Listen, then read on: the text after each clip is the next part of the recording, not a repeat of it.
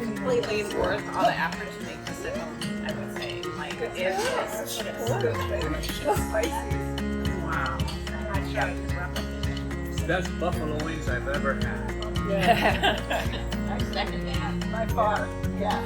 Oh my God. Welcome to a space where healthy food not only makes you feel good, it warms your heart and soul with love. Learn how to turn local organic produce into mouth-watering meals that nourish your body and soul. This is the art of cooking from the heart. This next dish is really fun to make. It's the one that's the most time-consuming, but it's time well spent. Next thing we're going to do is buffalo wings, vegan style, and we're going to do those with oyster mushrooms. Now, I was telling you earlier about the Valentine's Day meal. This year for Valentine's Day, I used the oyster mushrooms in a vegan ceviche, along with hearts of palm, and it was amazing. It was really good. And there's many, many things you can do with oyster mushrooms. This is just one thing. It lends itself to the chicken wings, because I'll just get started with it. This is what they look like when they come in a bunch. And what we're going to do is just peel off a few of them in a way that would be kind of the size of a buffalo wing, which, by the way, I've never had. I'm embarrassed to tell you this. At this restaurant, so it was relatively recently, the restaurant next door came over and said, "We're out of ranch dressing, can we use some of yours?" And it was before I had it on the menu. I said, "Okay, I think I know what goes in it." And I made it for the first time in my life a couple of years ago. So I haven't eaten meat in 49 years, and so ranch dressing is something, it's never been on my radar. And but we make it for this dish, and it's just one of the fun things we can do. I think this is going to be two. Now in the recipe there, I say that you can either cut it or pull it apart. I like pulling it apart. And again, these were created in a very sterile environment. So you can see the mycelium here. And so I know for a fact this isn't dirt. So I'm going to leave it in because there's more flavor there than anywhere else. Also, the flavor, the reason they call it an oyster mushroom is there is a natural seafoody kind of a flavor that's very mild, kind of umami, because it's got a sulfur content to it. So you get all the health benefits of the sulfur, and you get that kind of that flavor. So it lends itself really well to this. I'm going to do the buffalo sauce first because it's super easy. It's agave nectar and cayenne pepper. The next thing this recipe calls for the battering is chia egg. And a lot of you make flaxseed eggs, right? Nobody makes flaxseed eggs here? It's literally flaxseed and water. And it's called for in a lot of vegan recipes that you want something to bind together. So you see it in baking a lot, and you also see it in things like batters like this. I'm not anti-flaxseed at all, but chia seed to me works much better. And it's got more minerals, more vitamins. It's easy to digest. Flaxseed is very difficult to digest. And the omega-3s and 6s are perfectly balanced in chia seed, which a lot of people don't pay attention to or even know about. But when you see, oh, rich in omega-6 or rich in omega-3, you can actually cause damage to yourself by eating out of balance 6, for instance. If you're eating all 6 and not enough 3 to balance it, you can actually make yourself sick. Now, it's not going to happen tomorrow. It's one of those things that happens after months or years. And so a lot of us aren't aware of it. But the perfect ratio of 3 to 6 omegas is 2 to 1. And chia seed naturally comes that way. And very few foods come that way. And so if you eat a lot of chia seed, you're going to get your omega-3s and 6s, which is fabulous, especially for vegans. But more importantly, you're going to get them in the correct proportion that your body can assimilate them. So chia seed and water make chia egg. Oh, hang on, I already measured it out here. And so all you want to do is blend it up until it's like a creamy, slimy mess.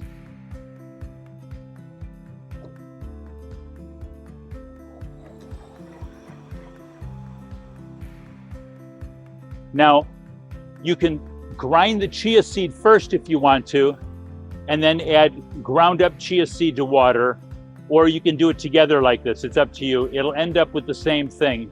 It takes a little bit longer to do it this way. I'm going to put a little more water in there. See what we got here? It's a little too thick. It's a little thicker than I want it to be. One of the things about this too is it thickens as you go along. So if you're going to take a long time to do your battering, you might have to add a little water halfway through it.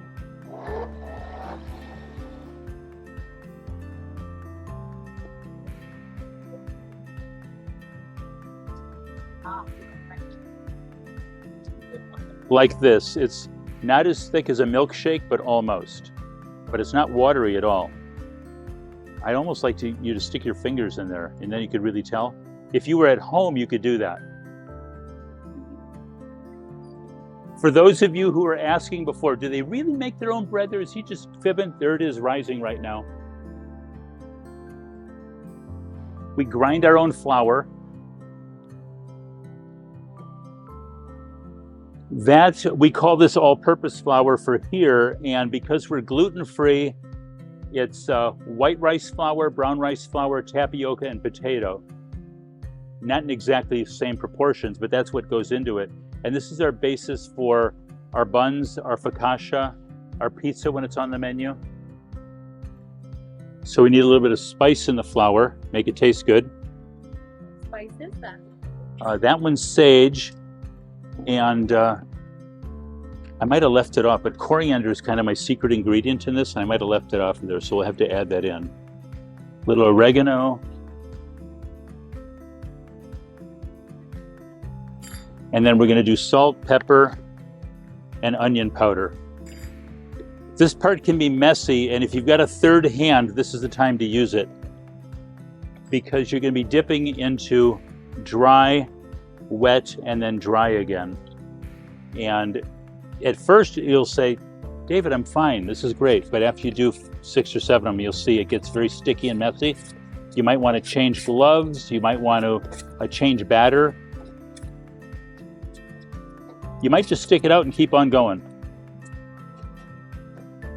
In the recipe, I said number 1, number 2, number 3. Number 3 is just breadcrumbs. So we bake our own bread that we talked about a couple of times. And then when we haven't used it after a couple of days, we cut it into cubes and it becomes our croutons for our Caesar salad. And then about a week later, it transitions into breadcrumbs. So that's what that's all about. So with this one, we're going to roll it in the dough. I like to do one at a time. So you're going to coat it, and then it's going into your chia, and this is where it gets messy. You want to make sure that it's good and coated, and then it goes into the breadcrumbs. And while Lindsay's doing this, I'm going to go heat up the oil. You want your oil to be around 350 to 375. And that's kind of what you're going for there. We're just going to do the ranch dressing here. The body of the ranch dressing is soaked cashews. It is pretty important to soak them. I've made it a bunch of times without. It still works out. You just have to grind it longer. The soaked cashews are just so much nicer. They blend up much more readily. That was the yogurt, onion and garlic salt, apple cider vinegar, and a little water. I'm going to use balsamic for this one.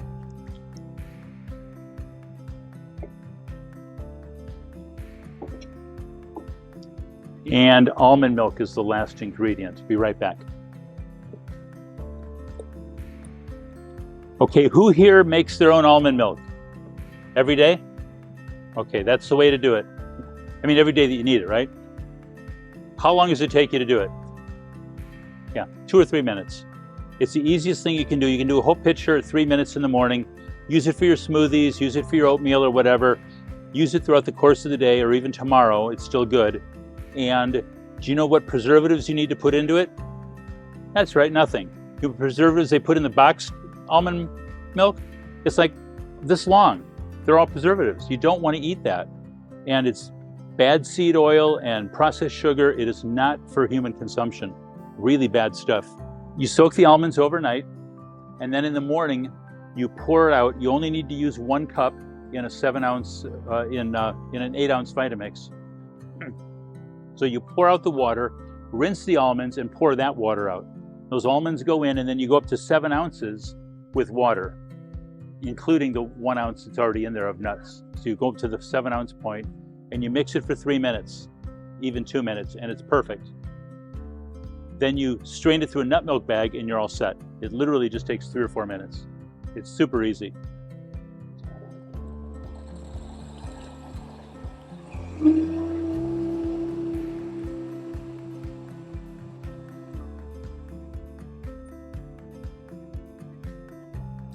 So I've added everything except for the dill, and then the dill goes in last. And you just want to go like 5 seconds.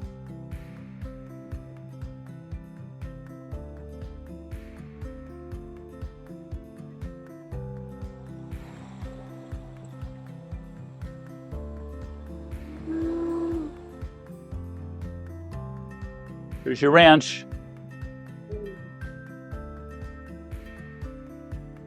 So we'll put a little of this on the table so you can all dip your chicken into it in a minute. It will thicken a little bit. Too watery? You can add a few things. My favorite thing to use is xanthan gum.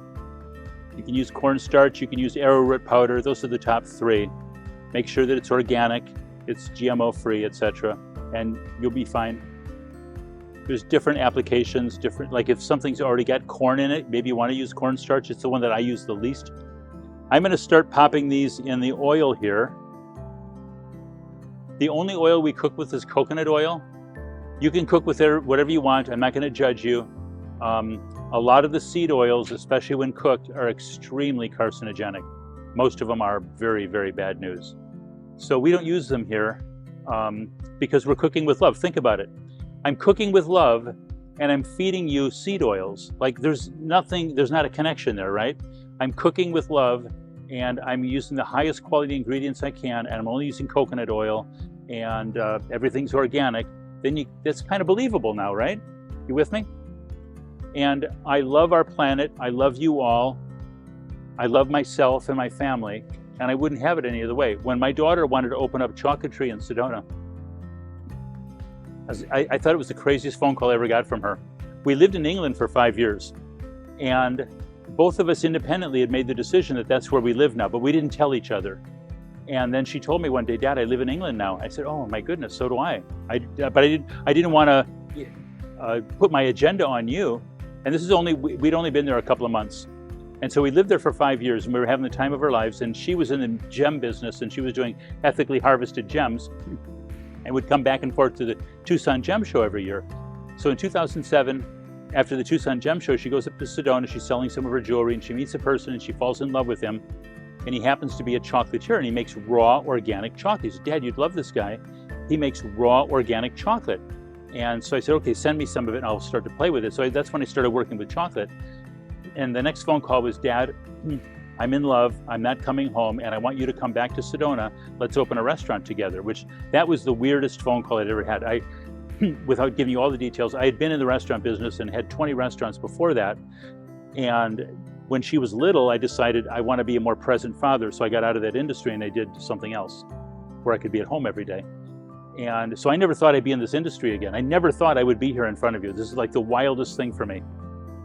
But of course I kept cooking, and I was eating healthy and cooking healthy and throwing parties and things like that. I was having the best life ever. And so we're up in Sedona. Oh, before that, I said, "The only way I would ever open up a restaurant if it's all our food."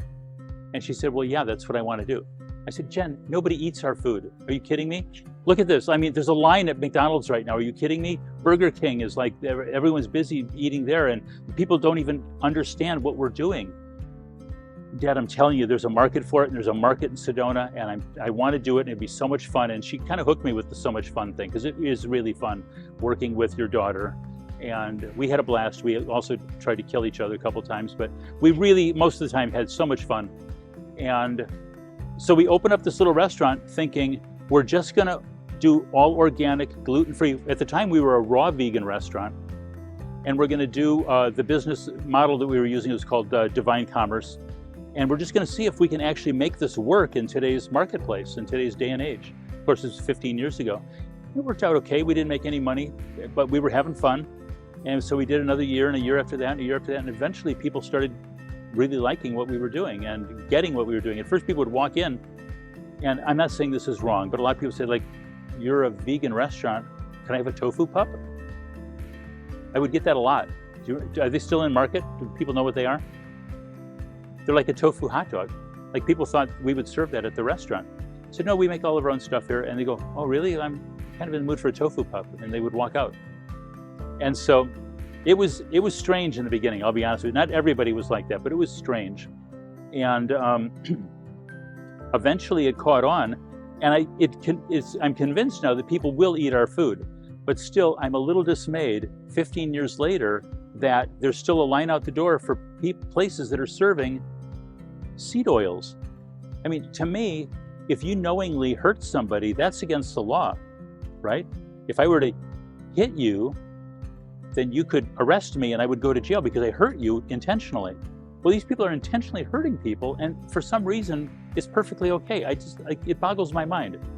So we opened up here to give people a choice that if they do want to eat clean food and they do want to be healthy, this is one of the avenues that they can do it. And I love what Suya Verde does because they're so healthy mentally and emotionally and spiritually, and we get to add part of the food component into that. And it's really a beautiful blend. So thank you very much for that. A couple of different ways to test your oil. The best way to test your oil is with a thermometer, but if you do this and you get bubbles like that, it's ready. It's a trick. I think my grandmother taught me that trick. She taught me a lot. So when it goes in and you get that bubble like that, you know you're right on target. I've run this as a special, and I just want to say quickly two things. One is change your notes from 3 minutes to 2 minutes. So I've only got about a minute left to tell you this. I don't have this on the menu because I'm not a huge fan of frying things. You probably all know we don't have a deep fryer in the restaurant. We don't do French fries. I think it's okay to eat fried food once in a while, but I don't want to be the restaurant that encourages it. Does that make sense? I mean, you can get French fries. I think if you eat healthy the way we all do, and we have a dish like this once a week or once a month, you know, it's fine, but eating too much fried food really is not a good idea. Doesn't matter what the oil is.